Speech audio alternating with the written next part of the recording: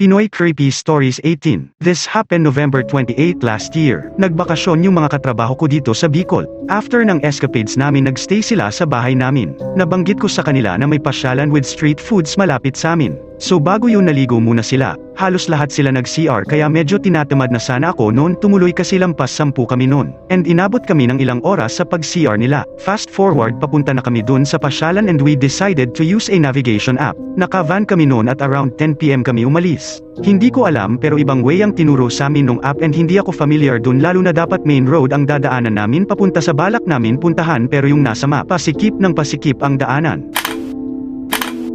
Sabi ko sa kasama namin wag nang tumuloy kasi parang di nakasya yung van sa dinadaanan namin, pero pinilit niya na tumuloy so hinayaan ko na lang kasi iniisip ko makakalabas kami. So ayun, habang tumatagal pasikip ng pasikip yung daanan namin till may paliko kaming dadaanan at may lumang bahay doon.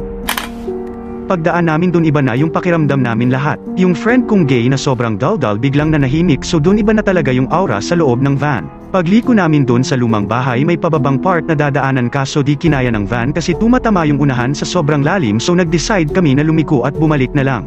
Nahirapan kaming lumiko kasi masikip yung kalsada, and sa may curve sa tapat ng lumang bahay lang kami pwedeng lumiko pero pahirapan pa. Bumaba yung mga guys na kasama namin para tulungan yung driver na makaliko dun sa curve. Nung una ayaw bumaba nung gay namin na kasama, so nagtataka na kami dun. Fast forward nakaliko na kami. Tapos nakabukas yung bintana sa harap ng van kung saan ako nakaupo at yung isa kong friend. Sabay kami nagtinginan nung biglang may umiyak ng humahagulgol kaya dali-dali namin sinarado yung bintana ng van. Paglampas namin doon sa lumang bahay biglang nagsalita yung friend kong gay na nung time na dadaan kami doon sa pababang part ng kalsada, nakita niya sa harapan namin yung bata na nakangiti daw at malaki ang ulo niya.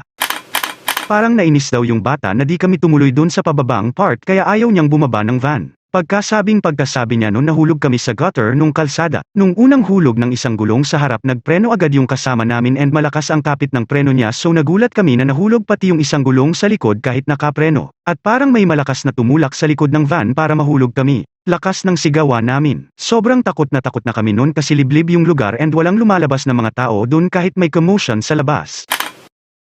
Sobrang helpless namin, so tumawag ako ng tulong and nagpicture ako. Dun sa picture di ko ine-expect na ma-capture yung katulad ng dinescribe ng friend ko na bata na malaki ang ulo.